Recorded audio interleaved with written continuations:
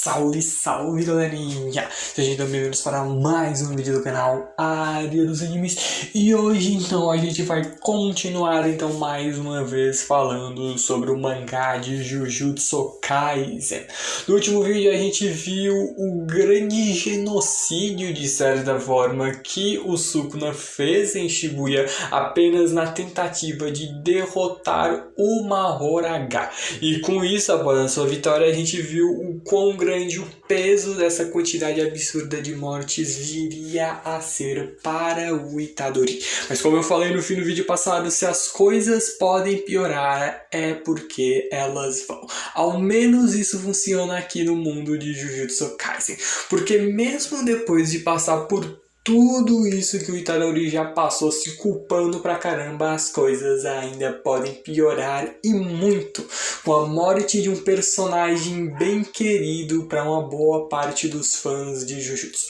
Mas antes da gente começar a falar sobre tudo isso e muito mais, eu espero imensamente que vocês gostem então do vídeo, então por isso deixem um like, se inscrevam no canal e também ativem o sininho das notificações para receberem todos os vídeos. De fato, eu agradeço imensamente o apoio de todos vocês, então sem mais delongas, bora para o vídeo.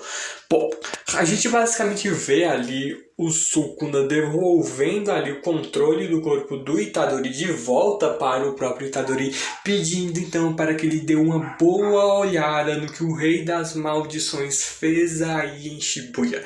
Ele mesmo lembra de todas as atrocidades que o Sukuna fez desde que começou a tomar conta do seu corpo aí na cidade de Shibuya. Como, por exemplo, a morte da Mimiko e da Nanako, o caos ali que ele causou durante a luta contra o Mahoraga, a expansão de domínio que fez um verdadeiro genocídio ali em Shibuya, matando centenas ou até mesmo milhares de pessoas, e diante disso a única coisa que o Itadori consegue reagir é simplesmente vomitar de puro desespero. Ele tentando entender o porquê dele ter ali de ser executado. Ele só quer que o Sukuna apenas morra logo. Ele começa mesmo a lembrar de várias outras frases, como por exemplo falas até mesmo do seu próprio avô, quando ele dizia de que quando chegar a hora do Itadori ir, o bom seria que ele estivesse cercado por outros. Então, por isso, ajude as pessoas. Então, o próprio Itadori entra no completo desespero, apenas querendo morrer, de que pelo menos com ele morrendo, ele levaria o Sukuna embora. E com isso, ao menos algumas outras pessoas poderiam ser salvas. No fim das contas, ele começa a se ver apenas como uma mera engrenagem de todo um sistema muito mais complexo. E ele mesmo passa a perceber de que desse jeito ele não passa apenas de um mero assassino. Só que ele sabe de que mesmo em total desespero, se ele ainda consegue ficar em pé e lutar, ele necessita então lutar para fazer o que está ao seu alcance, mesmo que o psicológico do Itadori já esteja completamente destroçado nesse momento. Mas as coisas ainda, infelizmente, podem piorar. A gente vai então mudando de cenário para a estação de metrô de Shibuya, vendo o Nanami completamente arrebentado, metade do corpo dele, a parte esquerda do corpo dele totalmente queimada, mas ele ainda assim segue disposto a lutar. Só que o ponto é de que tem alguém ali lhe observando, e alguém esse é o filho da mãe miserável que nós tanto odiamos, que é basicamente o psicopata do Mahito.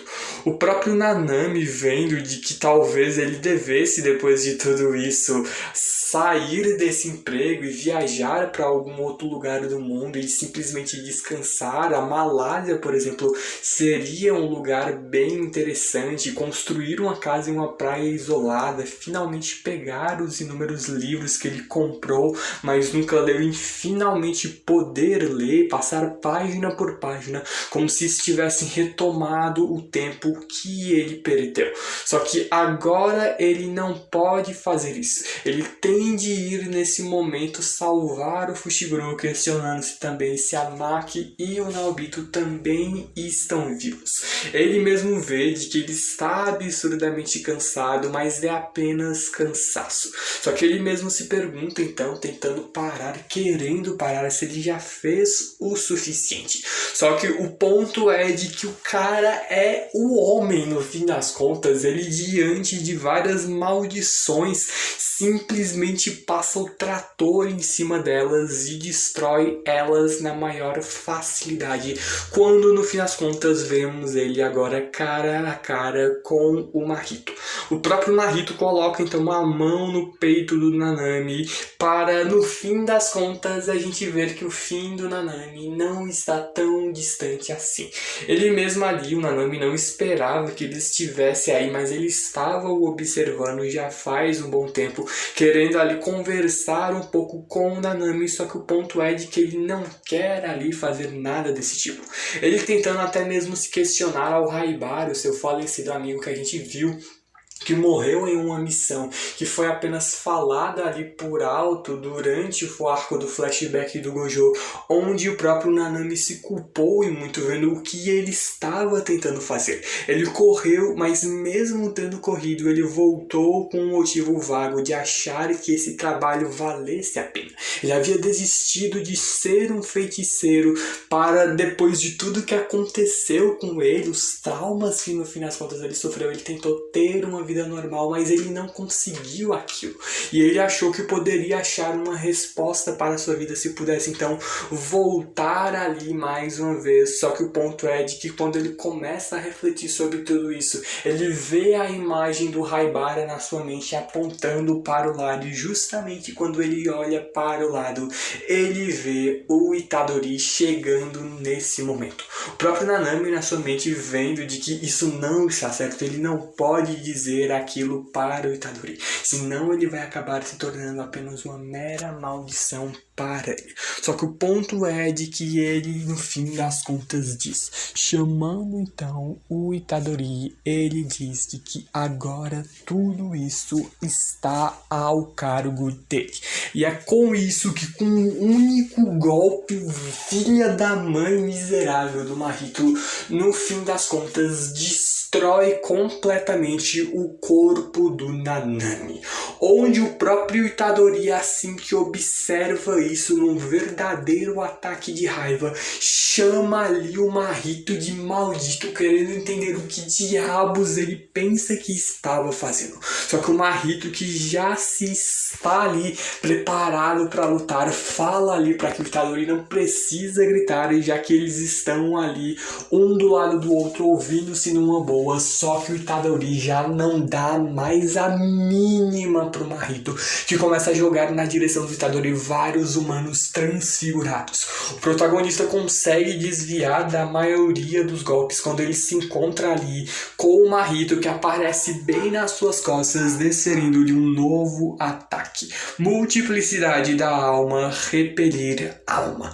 A multiplicidade da alma é basicamente uma técnica que merge duas ou mais almas, e o repelir alma é ali a junção dessa habilidade com a multiplicidade da alma, que cria uma reação por conta da rejeição da fusão entre essas duas almas. E usando esse efeito e aumentando a energia da alma, essa potência devastadora pode ser direcionada ao seu oponente, jogando um humano transfigurado absurdamente monstruoso na direção do Itadori, que é justamente quando o Itadori consegue parar esse golpe, que nós vemos de dentro da boca dessa criatura sai o Mahito já sentando um socaço na cara do Itadori, vendo de que se tivesse acertado ele com um pouco mais de força, ele teria dividido o crânio dele ao meio. O Itadori tentando ali entender como ele pode isso, sempre fazendo tamanhas crueldades e com muita gente. Como ele pode brincar com a vida de tanta gente? O ponto é de que ele quer ali refletir um pouco ao lado do Itadori, questionando se ele realmente quer que ele faça isso. Acabar ali da vida de alguém, depois entender tudo que ele faz, a mente do Mahito, no fim das contas, é de um verdadeiro psicopata. Ele não dá a mínima. Ele vai fazer o que ele bem entender. E ele mesmo dá uma resposta simples ali para o Itadori, vendo de que ele é alguém, no fim das contas, bem simples, transformando a mão esquerda dele numa espécie de fantoche ali do Junpei, que foi aquele garoto que a gente viu lá nos arcos passados, sendo no fim das contas um morto pelo Mahito. E ele fala de que assim como o Itadori, o Mahito é no fim das contas igual a ele. O Itadori até tenta entender o porquê disso, o que é ali que eles têm de tão em comum. O ponto é de que no fim das contas o Mahito vê de que ele vai fazer de tudo para que o Itadori aceite esse fato. E até ele aceitar esse fato, ele não vai conseguir lhe derrotar. O próprio Itadori já está cansado de toda essa falação e quer que ele pare de uma vez por todas, indo fazer com que essas sejam as últimas palavras dele. E é então que a gente vê de que o Mahito começa a liberar a energia amaldiçoada dos seus punhos, onde vendo então ali a grande evolução também das técnicas do Mahito, o Itadori começa a elaborar várias estratégias na sua mente, vendo de que a mutação ociosa não funciona no seu corpo por conta do fato ali do Sukuna compartilhar um corpo ali, de certa forma a alma do Sukuna está dentro do corpo do Itadori, e ele de modo algum vai deixar que mãos sujas toquem na sua alma. Então o que o Itadori tem ali é a todo custo simplesmente sentar porrada no Mahito, tendo a óbvio ainda certo cuidado com as habilidades dele. Ao aumentar o tamanho ali, ao aumentar o tamanho da sua manipulação de almas, só se tornaria ainda um alvo a cada vez maior para o Itadori. Ele vai continuar manipulando seus membros, o que não deve ser um problema perder como foi agora há pouco. Ele precisa focar em concentrar a forma do seu corpo para manter a resistência. Enquanto o Itadori do outro lado começa a liberar energia amaldiçoada dele, lembrando-se do que o Nanami falou, de que agora é com ele. Prove isso a si mesmo. Ele é um feiticeiro Jujutsu. Então a gente vê de que isso certamente é o que o Itadori deve estar pensando. O próprio Mahito já imagina de que eles devem estar planejando como prever os seus movimentos, lendo o fluxo da sua energia amaldiçoada. Ele então percebe de que não vai mudar o formato da sua alma, vai vir com força máxima, mantendo essa forma, e com um acerto puro e reforçado de energia amaldiçoada, ele vai apunhalar o coração do Itadori. Enquanto nós víamos o punho do Mahito atravessando o ar, o Itadori simplesmente some da sua visão, soltando um joelho. Essa ali é uma antiga técnica marcial que elimina o movimento inicial. Assim, o Itadori não só solta os seus joelhos, mas também o quadril e os seus ombros. Ao invés de cair, esse movimento guia-o até os pés do Mahito. De uma posição mais baixa, ele utiliza o impulso para o atingir com a técnica da arte marcial Taido, o chute Manji, que simplesmente manda o Mahito para longe. Só que o Itadori rapidamente se levanta e não vai apenas parar com isso, vindo ali para desferir um chutão na boca do estômago da maldição, fazendo até mesmo ele cuspir sangue. Só que então agora que nós vemos de que o segundo round está prestes a começar, o próprio Mahito começa ali a jogar vários humanos transfigurados na direção do Itadori, que começa a fugir desses golpes, percebendo de que o Mahito basicamente está tentando lhe enganar, jogando então humanos com transformações atrasadas. E é isso que acaba fazendo com que o Itadori seja pego desprevenido, quando ele mesmo joga ali um outro humano transfigurado para cima do Itadori, que agarra-o e joga no chão, enquanto ele começa a perseguir o Itadori. O Mahito percebe também de que se ele arriscar e errar o timing, ele pode acabar morrendo.